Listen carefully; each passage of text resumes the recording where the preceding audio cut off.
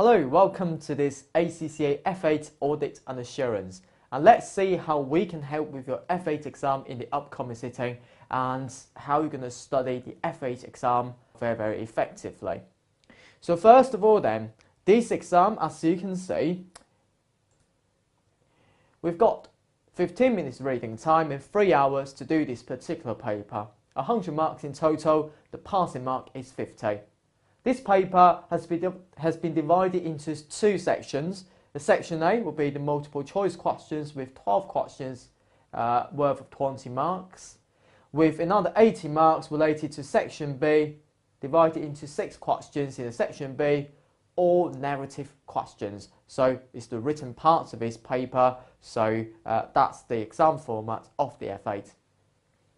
And how we can succeed in the F8 exam then. So first of all, we are going to see the content of our study. So, within our study notes, we divide the syllabus into these sections. So first of all, we need to see the need for audit. So you need to know what audit is. So, for example, why do we need audit? Is this.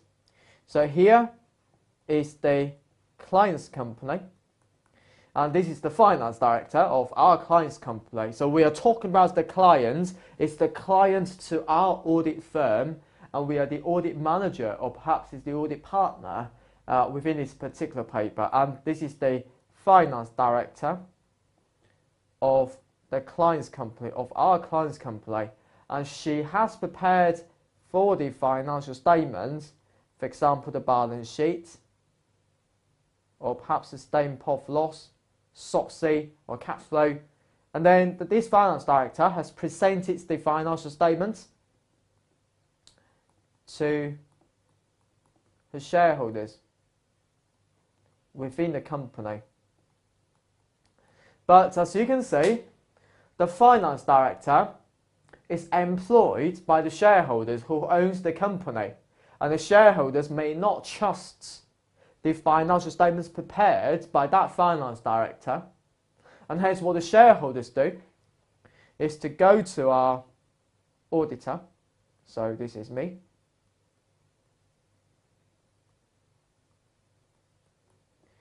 so the shareholder will sign a contract with our auditor, and we are called the external auditor because we are not employed by that shareholder, but rather we are signing a contract to do the audits annually. So that means our aim is to check, or we can call it as audit, the financial statements prepared by that finance director, and we directly report to our shareholders because we are engaged by shareholders. So to touch that concept already, we are not employed by the shareholder, but rather we are engaged by the shareholder.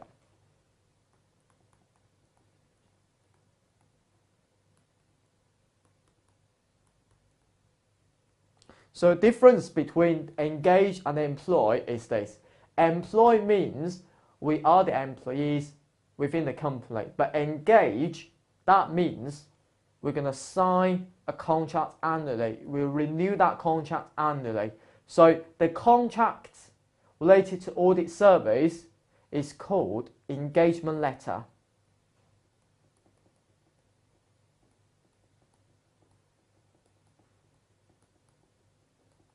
And that means here we will sign an engagement letter annually with the shareholder, and we are acting as the secondary agents.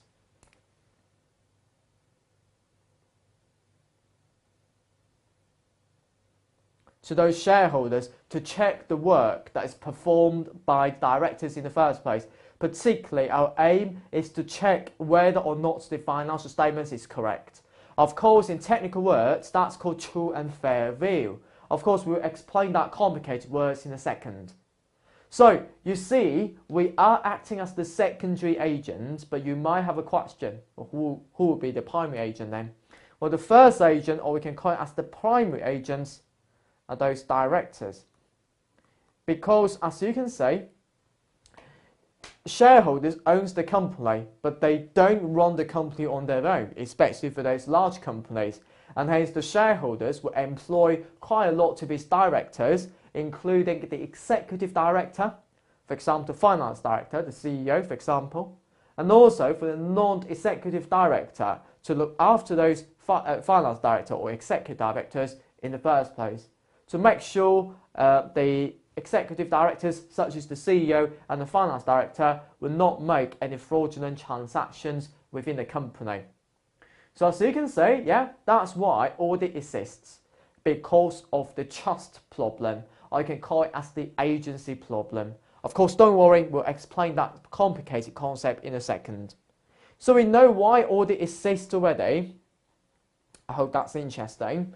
And hence, the second part, as you can see on the screen, we will look at the engagement letter as well. Because when signing a contract with the shareholders, from the external auditor's perspective, we'll have to consider quite lots of things. For example, whether or not I can work for you.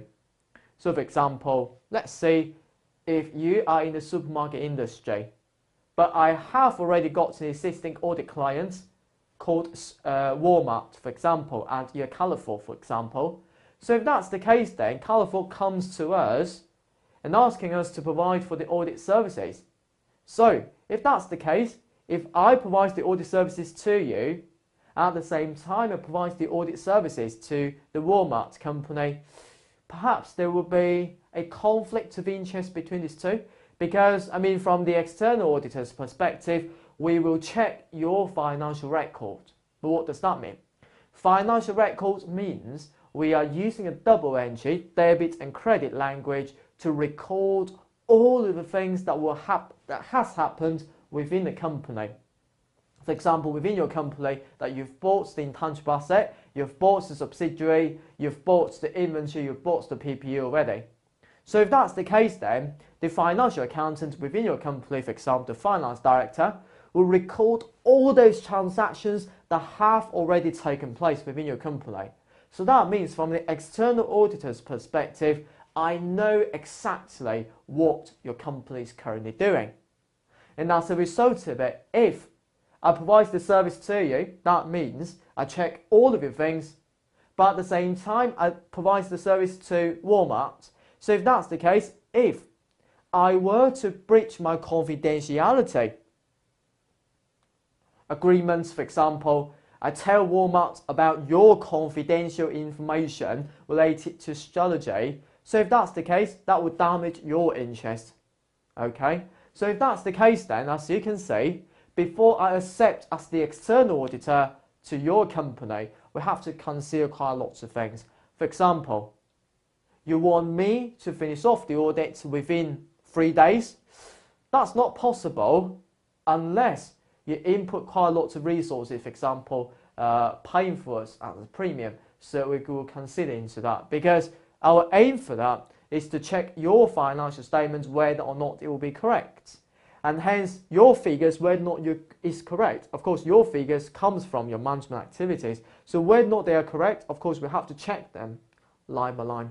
Or perhaps you can argue that nowadays we are using the risk-based audit approach. And that means we identify those areas or those figures that are risky and also material or important to the financial statements, so we're going to check them. But we have to input quite a lot of time, effort and money into that, into doing them. So depending upon your budget, okay, so those are the things that we need to consider within the engagement letter. So after we sign contract with you and I agree to provide the audit services to you, and now let's come to the third one, as you can see, is the audit planning. So we need to start planning our audit. So we need to start planning our audit. For example, either we're going to send John or Aaron to this engagement letter. So that means whether or not we're going to appoint or send Aaron or John to do the audit primarily for your company, or perhaps we're going to send Mary to do that. And when do we start the audit and when do we end the audit, and also the ways that we're going to check your financial statement. For example, within the audit planning stage, we will think about, for example, we're going to look at your financial statements and look at your industry. For example, if you are in the supermarket industry, of course, your inventories will be a material item, or you can call it as the important item, because within the supermarket, for example, lots of inventories in there, yeah? Because inventory are something that the company aims to sell it. So as a result of it, the inventories may get damaged within your supermarket, may get lost within your supermarket because of the theft by the internal employees or customers, for example. I mean, those are sorts of issues that we need to consider. So we're going to consider whether or not the inventory records or value within your financial statements will be correct. So that's the audit planning. So after we've done that, of course, we need to also look at the system audit as well. So that means, how you can generate into, for example, the inventory value is to be $300. So let me just put that down here.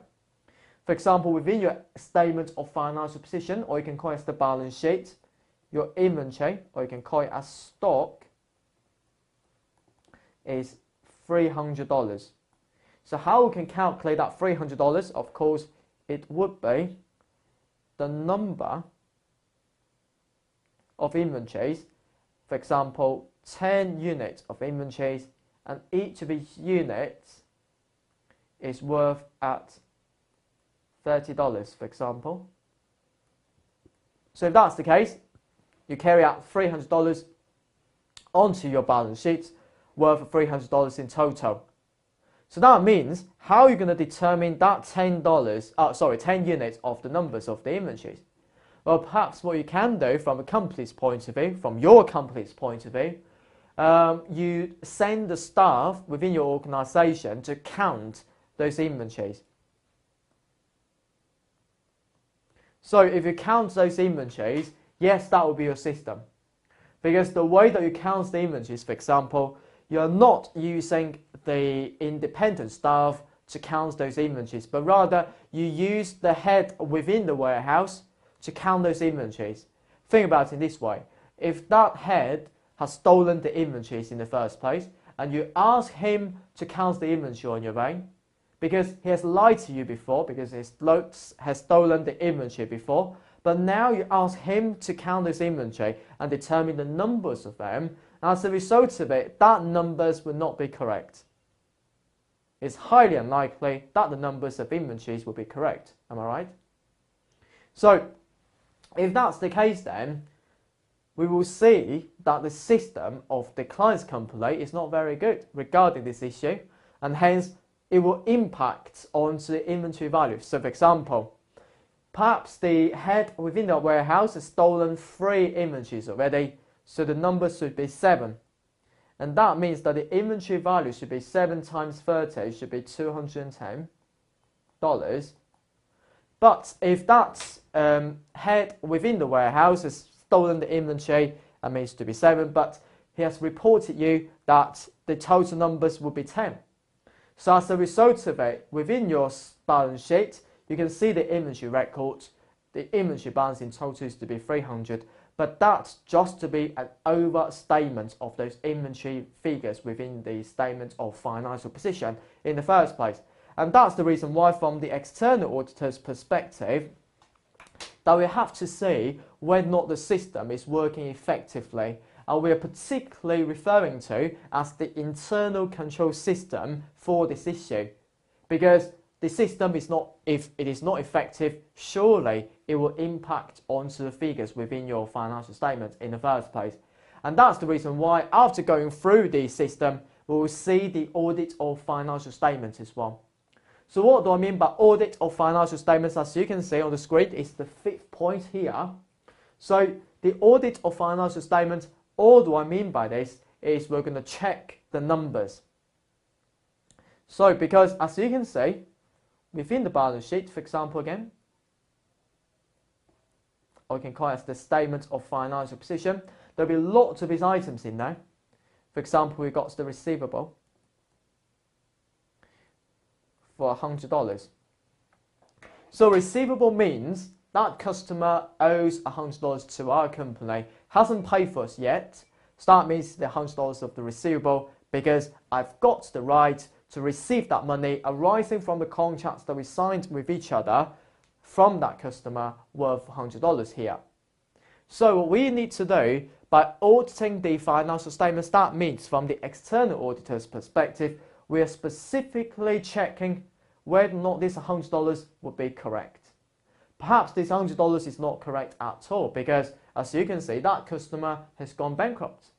If that customer has gone bankrupt, he has no ability to pay back this $100 to me at some point in the future because that customer has gone bankrupt, and that customer would be protected by the laws and regulation for that, and hence that customer is not required to pay for us. And hence, from a company's point of view, if you think about it this way, if you write off that $100, that means you recognize that $100 not as an asset. Asset is a good thing to a company, but rather the company should recognize this $100 as the bad debt expense.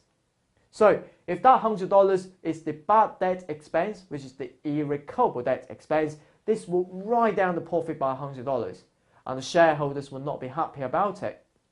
And hence, surely from a company's point of view, the company is reluctant to do this. And hence, from our perspective, so we are the auditor, we are detecting whether or not you have cheated this correctly. But now in this case, that customer has gone bankrupt, you should write off that $100 of the receivable, but you haven't. So to us, this is not correct. I will require you to do that. So what we can do during the checking process, or you can call it as during the audit process, we will note down all those errors that you've made into the working paper. So from the auditor's perspective, we've got the working papers related to those elements within the financial statement. So for example, $100 is not correct. Okay, so we're going to note it down here. The receivable balance worth of this $100 needs to be corrected. So after we sum up all those errors that happens within the organization, let's say it's to be $1,000 including other items. So what we need to do then is we're going to determine whether or not that $1,000 will be important to the financial statement in the first place. So that means if the assets, the total asset within the company is just to be $10,000, and within that 10,000, 1,000 is not correct. And as a result of it, as you can see, that 1,000 of error accounted for 10% of the total asset. And that means if you don't correct that error, so if you are the investor, what do you think? So you put your money into that company and you look at its financial statements that the company has published to you, and auditor will say to you, well, $1,000 out of his 10,000 is not correct. They are liars. So if that's the case, then we will trust that management in the future, or perhaps the answer for that is no. I'd rather withdraw my money back today, right? So from that perspective, as you can see, so from the auditor's perspective, if we find out some errors, we are going to determine whether or not it will impact the investor's decision-making process. So if it will affect the investment decision by the investor, for example, of course, we'll require the management to correct that error when it happens. So that's very, very important stuff. So the audits of the financial statements, we're going to audit quite a lot of these elements within there. And after we've done this, we perform the audit review. So that means we require the management to correct those errors. If they correct this error, of course, we'll audit them again to make sure those are correct. So that when we make sure all those are correct, of course, come now to the audit report stage, and that means we will issue the audit report saying to those shareholders that the financial statements are correct. No problem for that. But if errors exist, of course, we're going to say to those shareholders that the financial statements are not correct. So that means these financial statements cannot represent the true position of this company. So for example, you say that you've made $1,000 of sales revenue, but from an auditor's perspective, I would say to the shareholders, no, they haven't made $1,000 of sales revenue, they just lied to you. Okay, so that's what I mean by audit report. It's just to be a report summarizing the key points and whether or not the financial statements are true and fair. So that means whether or not they're correct, and we tell them to shareholders. And then finally, we've got the non-audit engagement as well within your syllabus of the F8, and we are particularly focusing on the cash flow forecast here. So what do I mean by cash flow forecast is this. So here, again, it's the finance director, or we can call it as the FD, and the company decides to approach to the bank because the company wants to borrow $10 billion from the bank to expand his business. And as a result of it, what the bank's going to do, they care very much about whether or not you can repay this $10 billion at some point in the future to me. So what the bank's going to do is to require this company to provide the cash flow forecasts. So you're forecasting your cash flow. You're forecasting your cash flow and prove to me that whether or not you have the ability to pay back this $10 billion at some point in the future. So, I mean, the finance director surely is happy to do this because it's just to be a forecast. I can't guarantee it's correct because it has not taken place yet. So, what the finance director is going to do, surely they would like to perform or prepare for the optimistic cash flow forecasts. But the bank is not a stupid boy, as you can see, because the bank knows that cash flow forecast is just to be a forecast into the future and doesn't guarantee that the forecast will be correct. And hence, the bank's going to do, what the bank's going to do is to say to the finance director, well, your cash flow forecast may be a little bit over-optimistic, and hence you better receive some of the advice from the auditor. Again, the auditor is here. So auditor is going to give some confidence to the bank, assuring that the cash flow forecast prepared by the finance director to some extent is reasonable. I can't guarantee it's correct as well, but from an auditor's perspective, we will use quite a lot of these special ways to make sure that the cash flow forecast is not over optimistic. For example, your sales revenue in the past, on average, is just to be, let's say, $10 million. But if you forecast in the next year that you will make a sales revenue, for example, $10 billion, well, that will be a little bit over optimistic. And hence, what we're trying to do is we're going to make sure that the cash flow forecast to some extent is not over optimistic and also is reasonable, so that we can assure the bank what's going on. So that's the non-audit engagement here, because it's not related to audit, because it's related to the cash flow forecast engagement. So as you can see, those are the syllabus of the F8, and I'm sure that we can help you out throughout the entire F8 course. So now let's see how APC can help with your F8 study. So we will provide the live online courses directly, guiding you through how you can study the F8 effectively, and you will be invited to the interactive virtual classroom sections such as this related to tuition as well as the revision after the live sections together. And also we provide the mock exams just before the exam, and you will need to do this mock exam under exam condition and send your answers to us, and we will mark it for you with individual feedback. And very, very importantly, we will provide you with the tutor support. If you've got any questions during your study, email our tutor and we'll answer your questions shortly. So, hope you're happy and you find it interesting for this F8 introduction, and look forward to seeing you in the actual class. APC, accounting for your future.